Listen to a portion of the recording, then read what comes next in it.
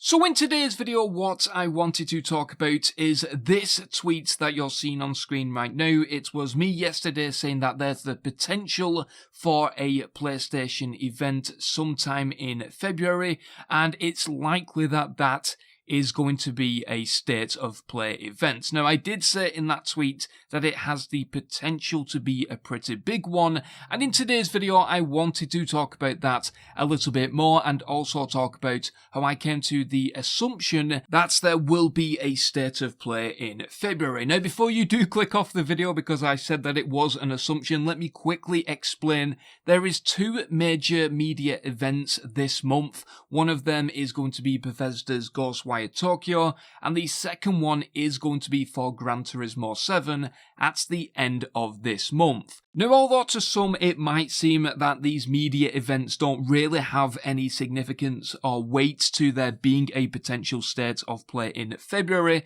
I wanted to talk about each game individually because I think it's important that people understand the past of how the state of plays have worked previously with the media.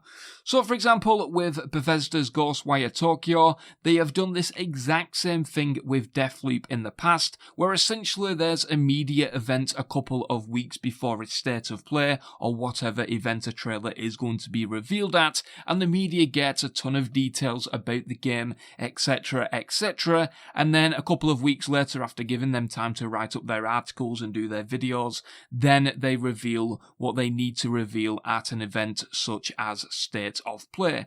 But the most significant one, I think, would be Gran Turismo 7. Of course, that game does release on March 4th, but they're having an event towards the end of January, which indicates that they are pretty much ready to reveal more to the public in terms of trailers, articles, videos, etc. once again, just like with Bethesda and Ghostwire Tokyo. Now, as well as this, I've also been told that Gran Turismo 7 commercials are all pretty much ordered and ready to go, so it seems like the game is not going to be delayed or pushed back or anything like that, and that is a good sign because I think there was a little bit of worry from a few people that it might get delayed because of the likes of Horizon Forbidden West releasing on February 18th, but from everything that I've heard, that doesn't seem to be the case.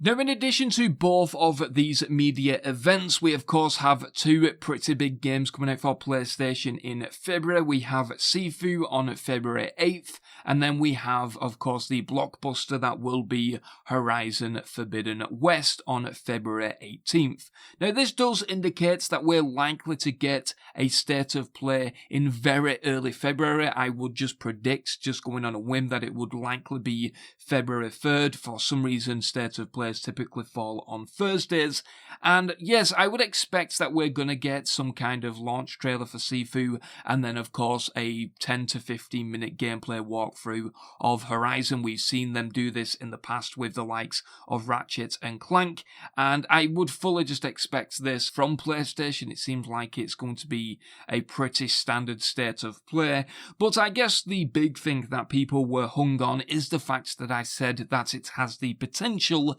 to be a pretty big state of play, and the reason for that is because it seems like Warner Bros. Is now ready to reveal more on Hogwarts Legacy, which is expected to release Q3 to Q4 2022.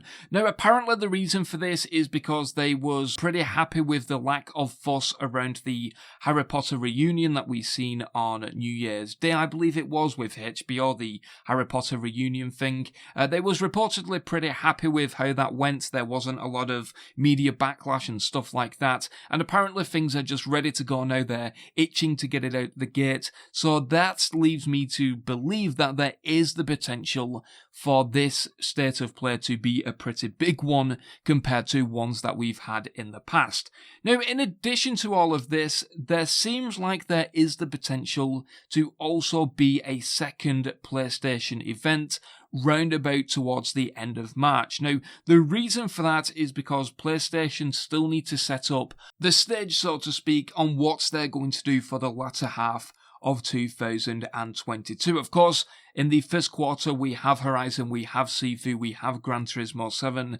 We could possibly get Bethesda's Ghostwire Tokyo round about mid-2022 or something like that. But in terms of the second half of 22, the only thing I can think of off the top of my head is God of War Ragnarok, which is expected to release sometime in September, October. I think there was a PlayStation database leak a while ago suggesting the release date for that could be September 30th, but at this particular moment in time, it might be a little too early to give a definite release date on when God of War is going to release. Now, a couple of days ago, I also theorized that there could be the potential for another God of War delay. That isn't any insider information or anything like that. It's just the fact that, well, it could potentially happen. I'm not saying it will, but I think that the end of March is likely when we're going to get a lot more information on God of War, especially that release date that we're all so desperate to know about.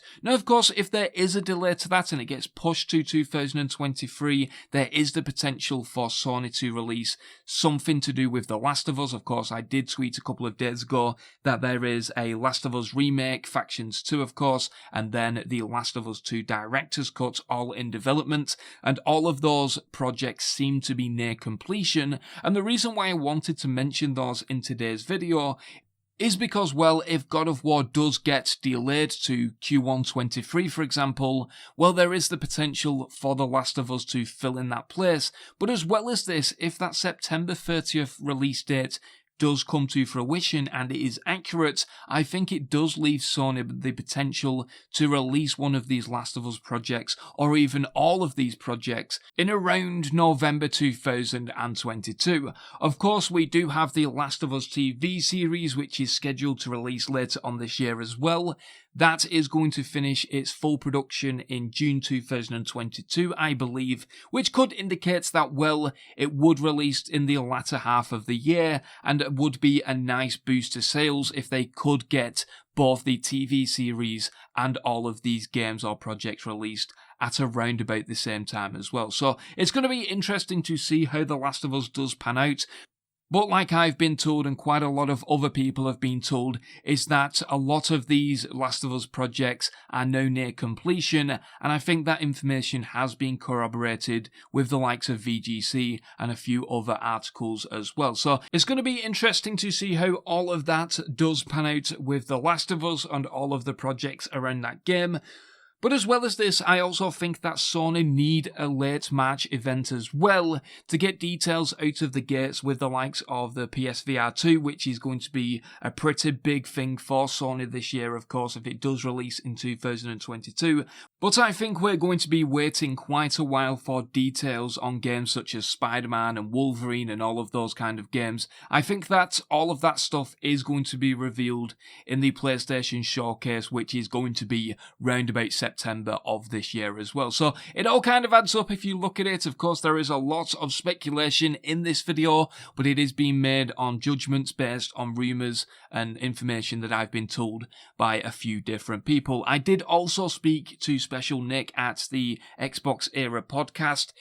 He did send me a little bit of evidence to show that yes, it is going to be in February, and he did hear that information way back in December, and I think that Special Nick is a very credible industry insider, so I do want to make some acknowledgement to him in this video as well. So yeah, it's going to be an interesting year. It seems like the first state of play could potentially be at the beginning of February based on media events. Of course, that's information from Special Nick, and also it just lines up with what they've done in the past and also the games that are releasing in Q1 22. But yeah, in terms of this state of play being a potentially big one, as I'm doing the quotation marks up in the air, I think that that is likely going to rely on Warner Bros. Releasing a trailer on Hogwarts Legacy, and if they don't reveal it at this state of play, then I think there is potential for them to release something towards the end of March if there is a second event. We do have the GDC at the end of March, which is the 25th to the 29th of March, I believe, so there is the potential there for something to go on. Like I said, I think that Sony is going to do some stuff on the PSVR 2 sooner rather than later. And if you're looking for some Star Wars news on the likes of Star Wars Lego and also Star Wars Jedi Fallen Order, those are going to be revealed with release dates and stuff like that at the Star Wars Celebration. So a little bonus if you've made it towards the end of this video. But anyway guys, I'm going to leave the video as that. Of course, if you've not followed me over on Twitter, I'll leave a link to that down below. And also if you want some American candy, if you live in the UK or Europe, there's a link to Candy Crates down in the description below. It's my family-run American candy business where we sell American sweets and drinks and stuff like that. So if you're into that sort of stuff, please do check it out. It would be greatly appreciated. But anyway, I'm going to leave the video as that. I've been Tom. Thank you very much for watching, and I'll see you in the next video.